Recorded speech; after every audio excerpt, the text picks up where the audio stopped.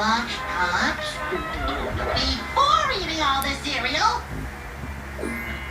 10,000 years with hands and wings to learn.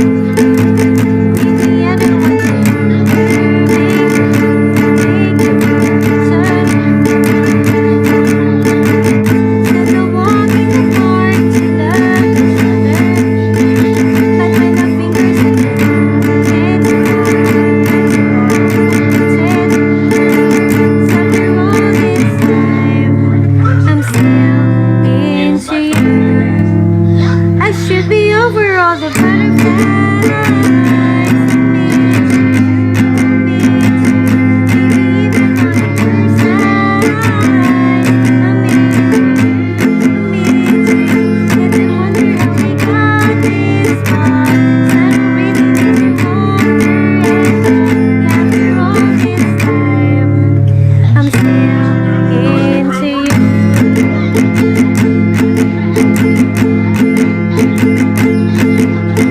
We got the nights that I first met, learned, and took a drive up to your house.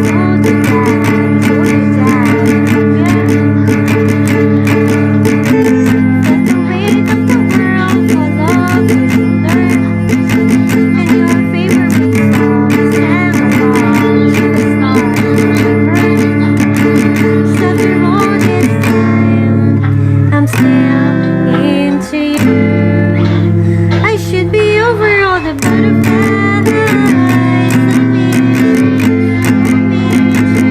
Maybe even on the first night. Let them wonder how we got this far. I don't really need to wonder. After all this time, I'm still into you.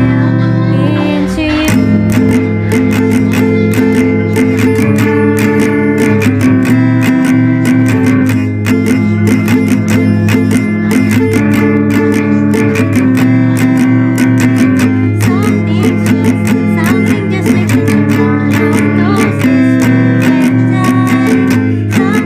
when something just makes me turn after all this time.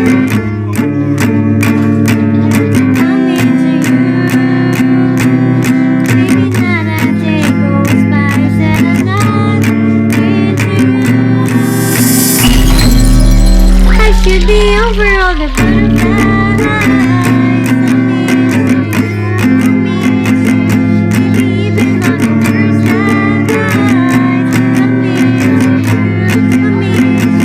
Let them wonder how we got this far.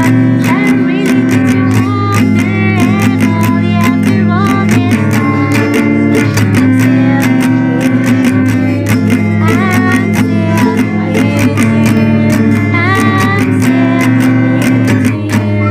you. Real bad. People like me always. I got so caught up in, waiting for my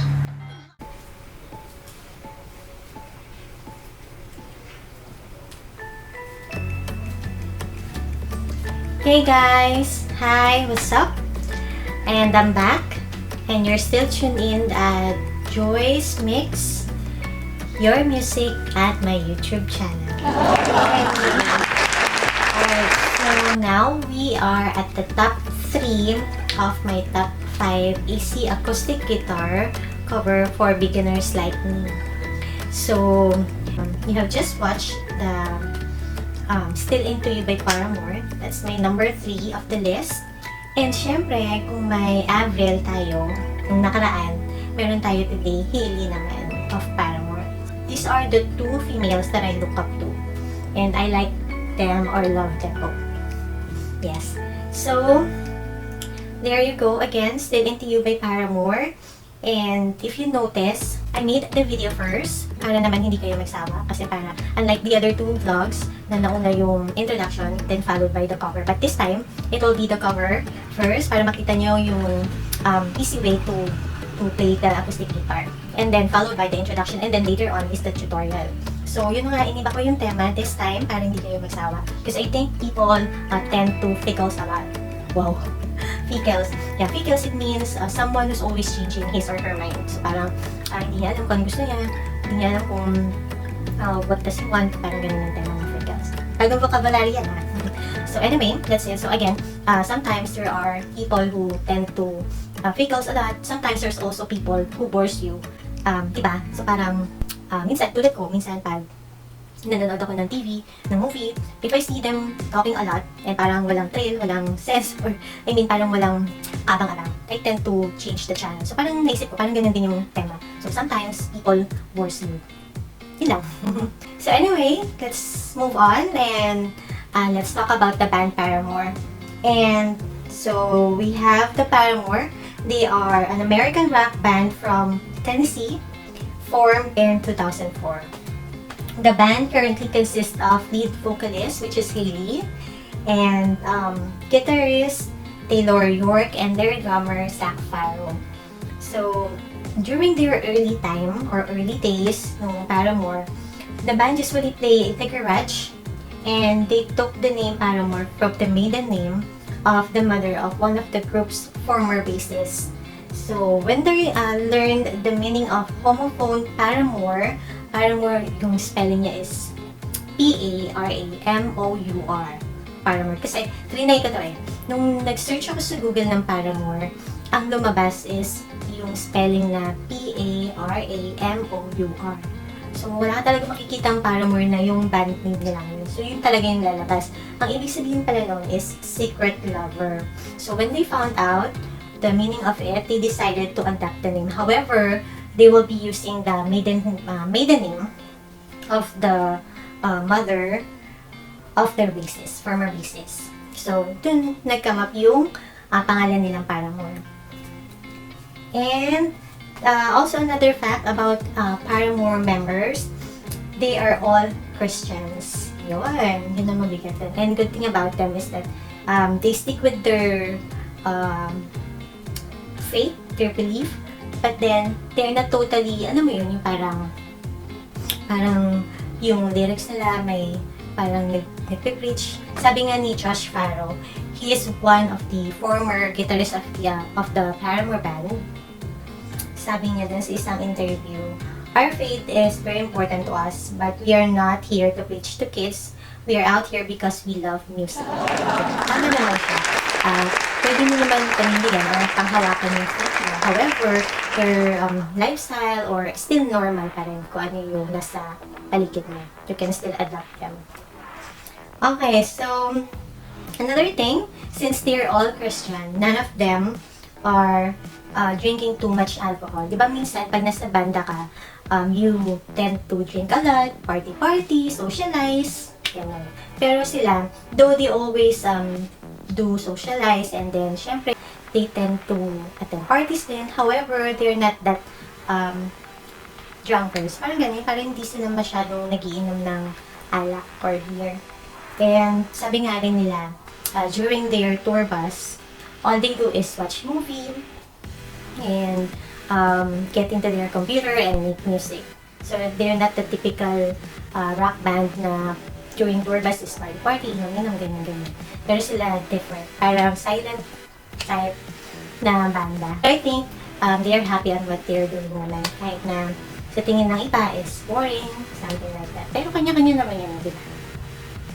Okay, and then, so, Paramore had 6 known albums. All We Know Is Falling year 2005, Riot 2007, Final Riot 2008, Brand New Eyes 2009, Paramore 2013, and After Laughter 2017. So, ang dami nilang nagawang albums. However, despite their success and more albums, they still have this downside. So, syempre, hindi naman puro lagi nasa taas ka. Meron pa rin mga issues or problema na na-encounter yung isang banda.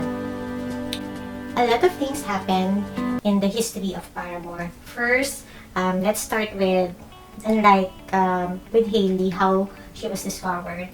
So, unlike Avril, who has been discovered as a solo artist, Hayley, on the other hand, has group already when she was discovered. So, originally, she was from Mississippi. But when her parent got divorced, they moved to Tennessee.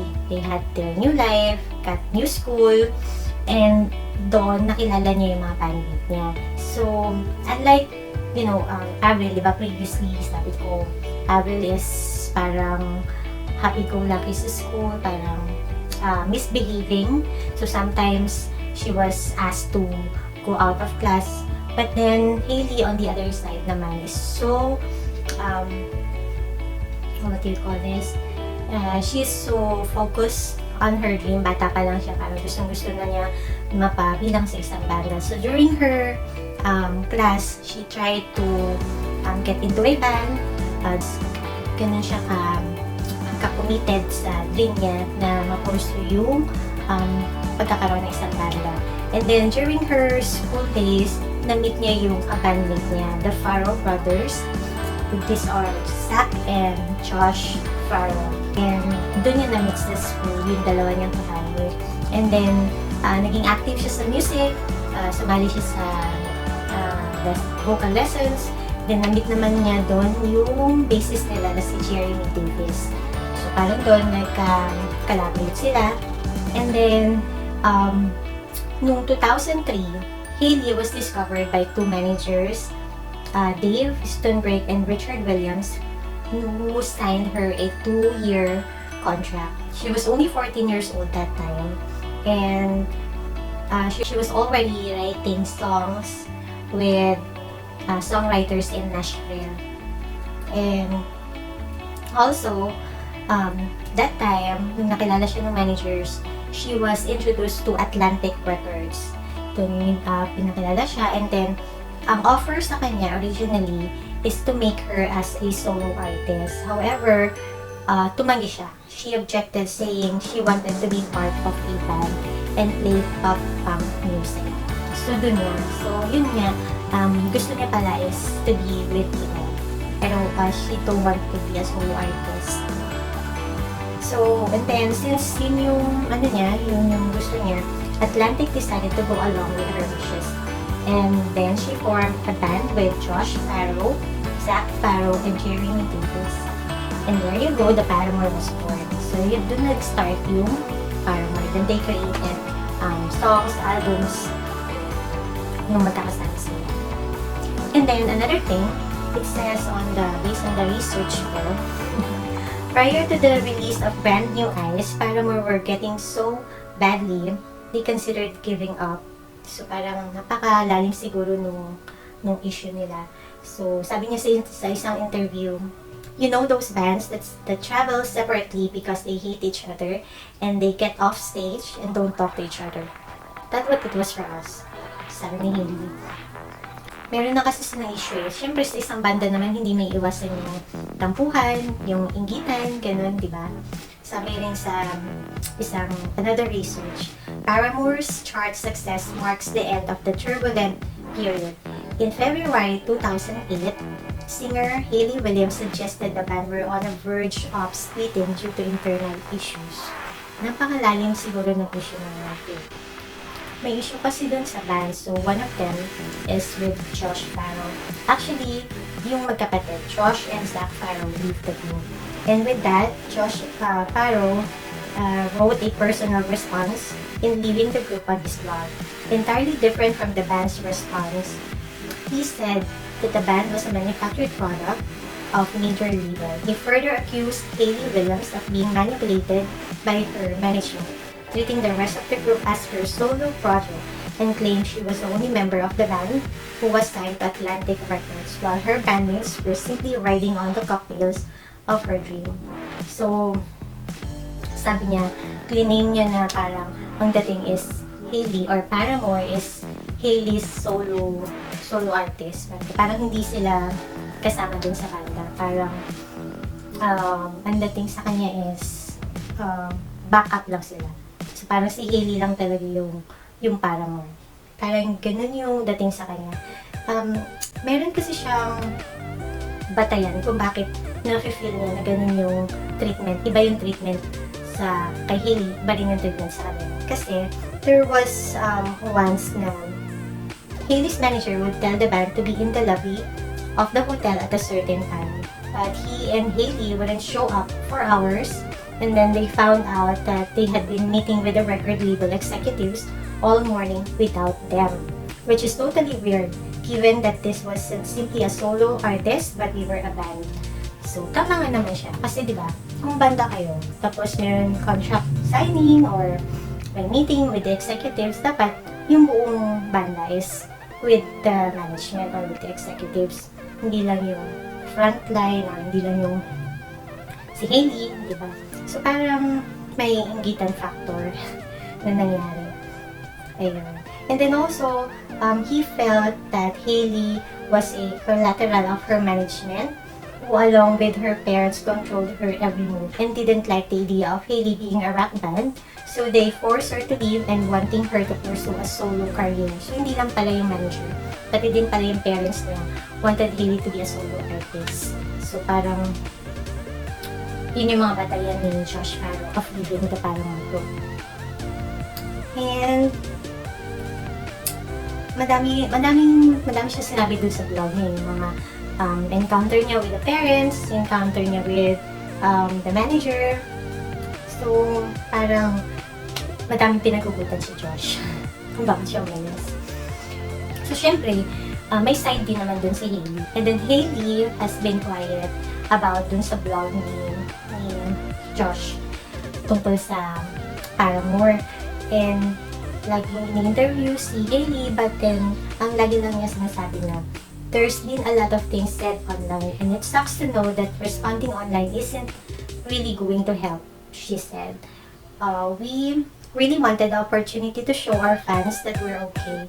The three of us are still here, we're not going anywhere. This is our way of showing that there's future and we're so for it.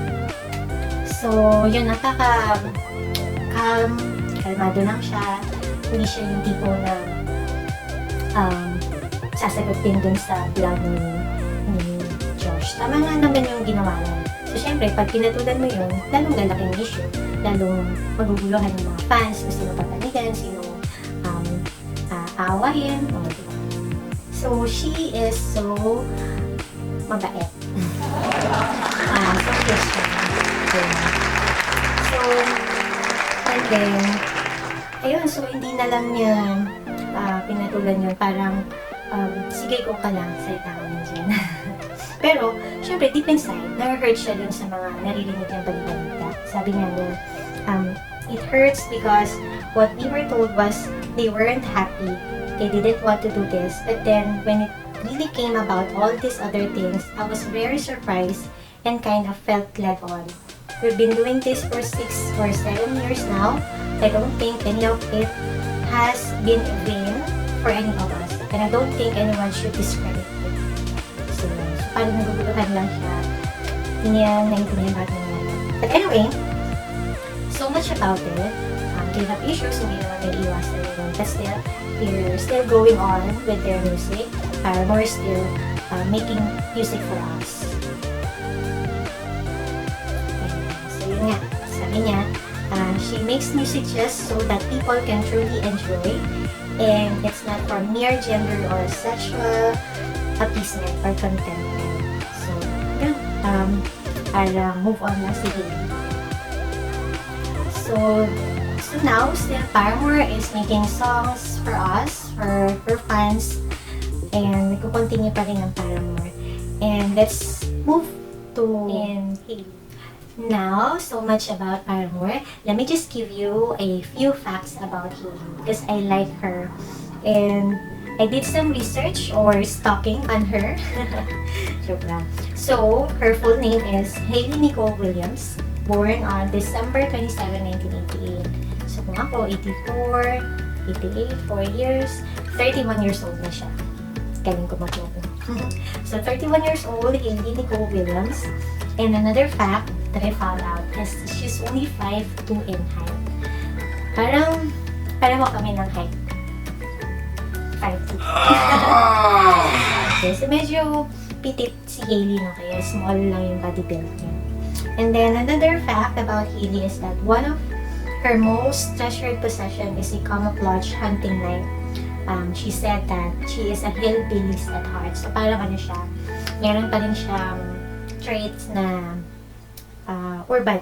Parang ganun yung meron pa rin siyang hilig sa mga urbanity. And Hayley also has won both NME and Kerrang Awards for Sexiest Female. Ayan, kasi dahil sa petite siya, she was awarded as a Sexiest Female. Ayun, and then ito pa.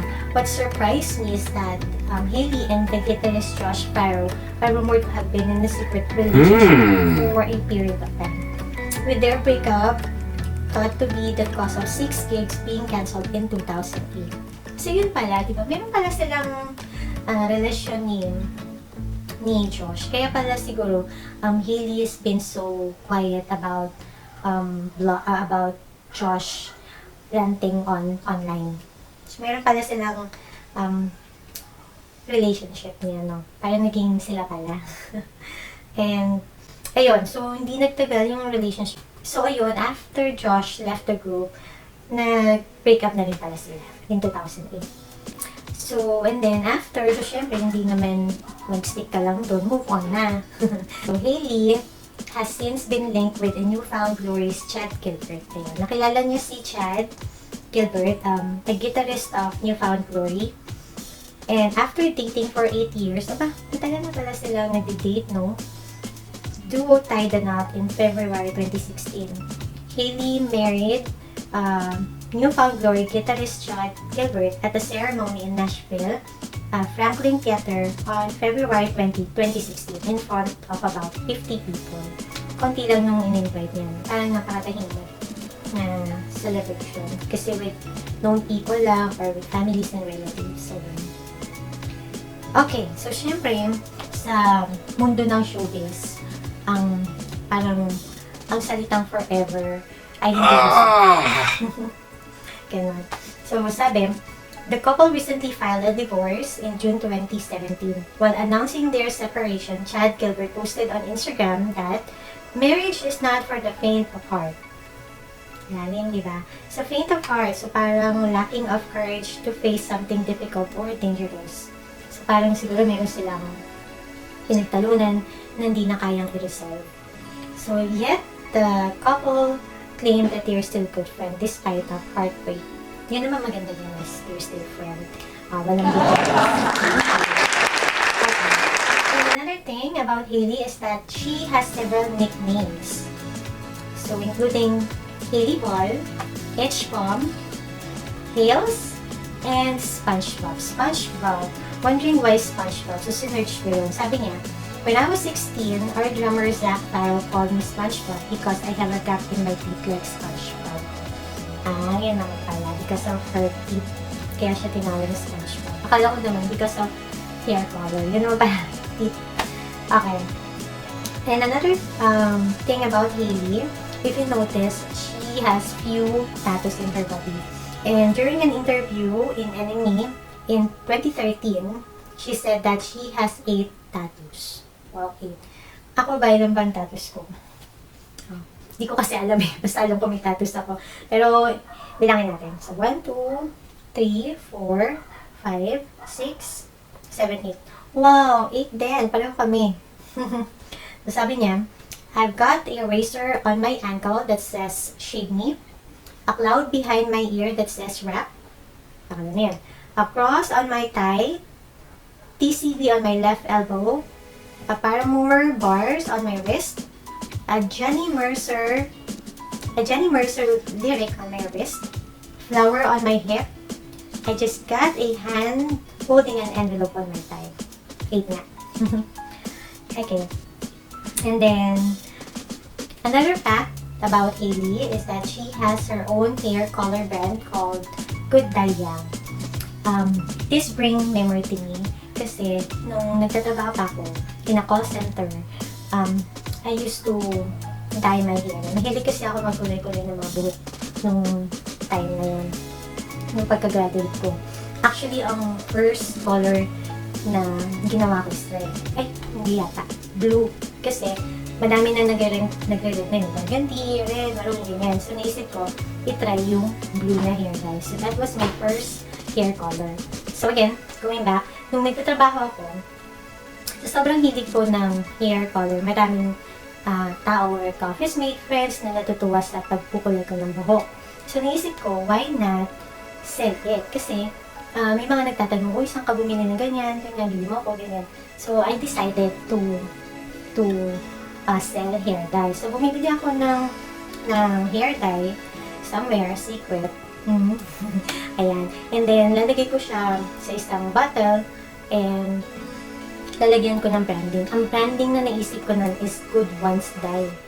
So, parang close siya dun sa pangalan ng brand ni na Good Dye yan. Yung sa akin naman, Good Ones Dye. Diba? May dating no, sayang. Hindi na lang nag-bloom kasi isa nung bumili. At sa bumili na yun, thank you. Okay, so much about it. So, yun na nga, sabi niya, mahilig din siya magulay ng buhok. Sabi niya. And then, in one article, nakasaad doon, she is mostly seen as a redhead, but recently she bleached her hair. She claimed in an interview with Fuse that she tends to change her hair when she is undergoing emotional turmoil. So parang pag nakakaramdam siya ng depression, ng anxiety, stress, parang kinukulayan niya yung buhok niya. Sabi ni Hayley nga so parang nagkukulay siya ng buhok to cover her stress or to overcome depression, anxiety, ganyan. For Hayley Williams, bleaching her hair served as a reset in a sense. Parang panibagong yugto ng kanyang buhay. Parang ganun yung tema niya. Parang panibagong umaga. Panibagong buhay. Ganun yung tema ni Hayley when she bleached her hair. The singer-songwriter went on to say that changing her appearance on a regular basis stops her from living in the past. Ayun, yun ang pala. May sense naman pala yung kung bakit siya lagi nagkukulay ng buhok, lagi nag-bleach ng buhok. So, ganun naman kanya-kanya naman tayo ng way to overcome sadness, overcome anxiety, or depression. Sometimes we tend to change our look. Tulad ng halimbawa, heartbroken ka, or may dinaramdam, or parang nalulungkot ka, you tend to cut your hair, di ba may gano'n? Or kaya you tend to dye your hair, palitan mo yung kulay ng buhok mo, or you tend to change your body build, kung magpapayat, magpataba, gano'n, di ba, pag heartbroken ka. But there are people na iba naman yung way nila to overcome stress. Sometimes they tend to do something na naging busy-busyhan, or sometimes they tend to drink beer, di ba? Para lang makalimot. Kanya-kanya naman discard yan sa buhay. So, ano pala ang ibig sabihin ng mga colors, ang hair dye ni Hayley sa kanya. Ako naman kasi, mahilig ako magkulay ng buhok.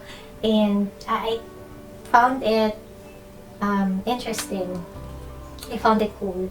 And sometimes, tulad ko, wala lang nagawa. Pero it's so cool. It's nakakataas ng confidence pag may something na iba sa'yo. Diba? Parang nakaka-boost ng confidence. Ganun. Okay.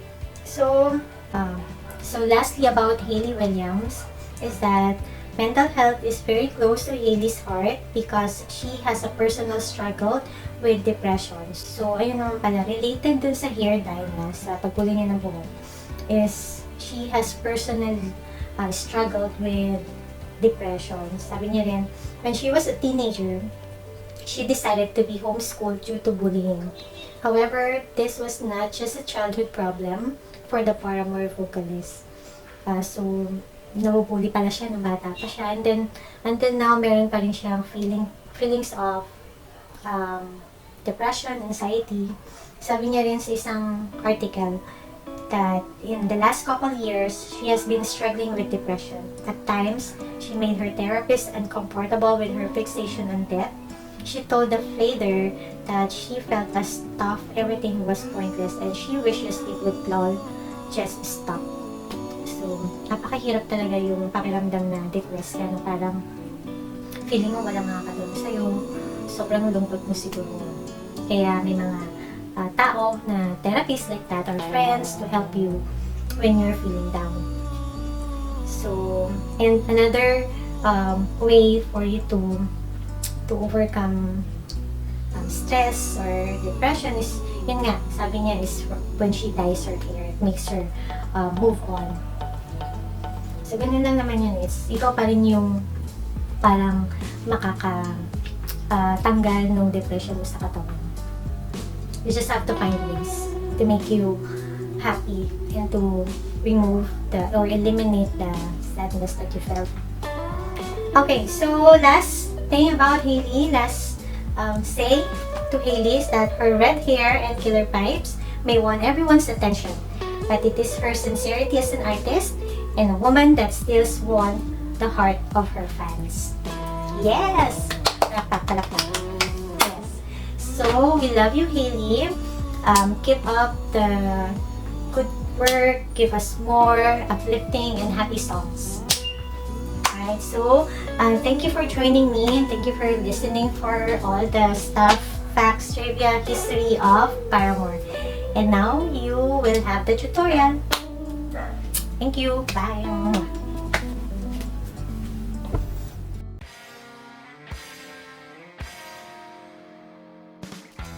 Hi. Okay, so we're at the tutorial portion ng vlog ko for the song Still Into You by Paramore. Okay, so the song is actually called Paramore.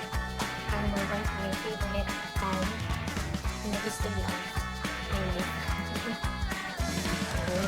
So, yung Still Into You, sobrang favorite ko kasi yung kata na nakakaya sa video. Hindi nawawala sa listahan ko yan. Pag may video ko, pag may mga okasyon, tapos may video ko, hindi matatapos sa kanan, hindi ko kakita yung video. Actually, minsan pang-intro ko yan, or minsan naman pang-video. Parang ganun. So, yun. Naisip ko na hanapin yung easiest way to play it in acoustic guitar. So, nakakita naman ako ng mga videos na kung paano gitarahin na madali yung Still Into You para mo. So, yun na itutok ko sa inyo. Alright, so this time, medyo nag-level up tayo. Gamit tayo ng ako. Or pag social ka, paper. Hindi, joke lang. Alright, so yung capo, ilalagay natin siya sa pang-limang fret. So, dito siya nakalagay. So, yun. The whole song will be using it this way. Alright. So, yung first stanza natin, dalawang chords lang siya. Sabi ko nga madali pala itong kanta na ito kasi halos matagal ka mag-i-stay sa isang chord, then lipat ka na, and then konting chords lang yung gagamitin mo. So, una is C chord. Just put your pointing finger. Hanggang hindi ko pa rin talaga siya sinesearch. So, this one here at the second string. And then, yung middle finger. Yan. Diba? Ganun ka-busy yung lugar namin. Ayan. So, yung middle finger dito sa pang-apat na string. And then, fifth string. Yung ring finger. Ayun. And then, sunod is A minor. Ibababa mo lang tong ring finger sa third string. And dito sa fret na to. Ayan. So, ganitong itsura niya. Ayun. So, ganun lang siya. Ganun. So, let's try it. Ayan. So, try natin. So, dalawang chords lang siya, di ba? So,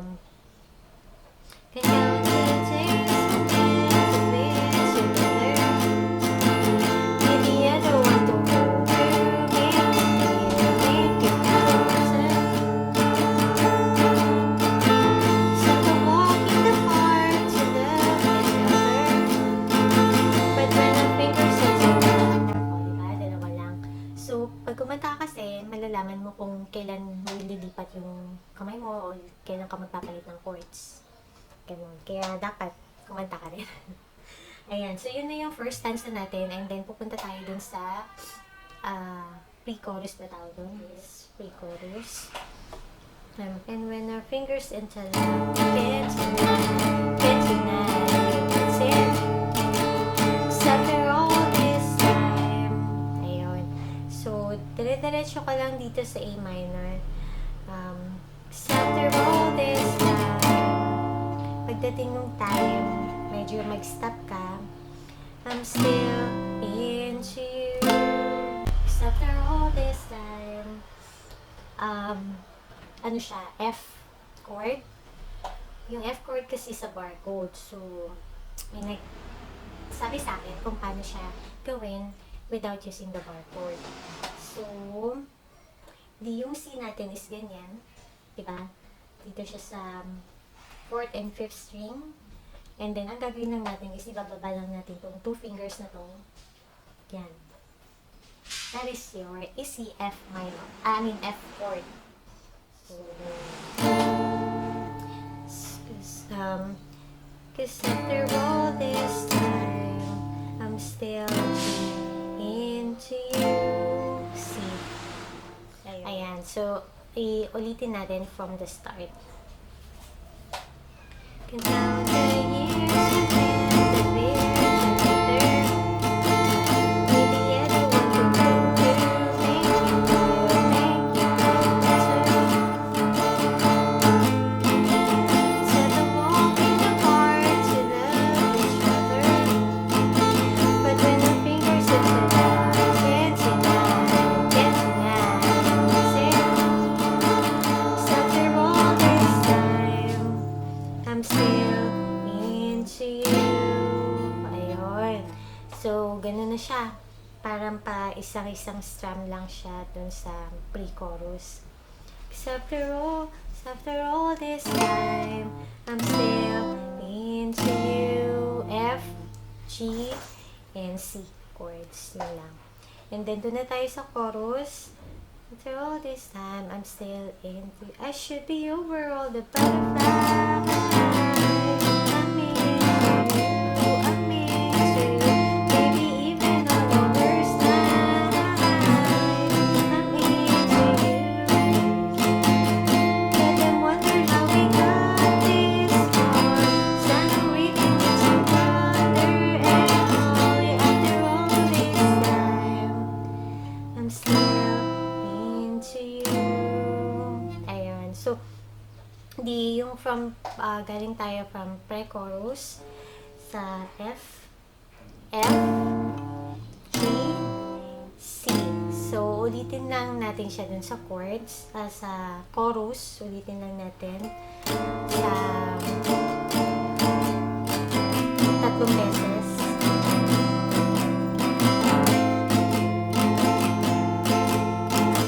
Actually, 4 na beses yun ulitin. Pero dun sa pangatlong beses, dito siya, diba? But I wonder how we got this far. Ayun. So, F, G, A minor, and C. Ayun. So, yung chorus natin is F,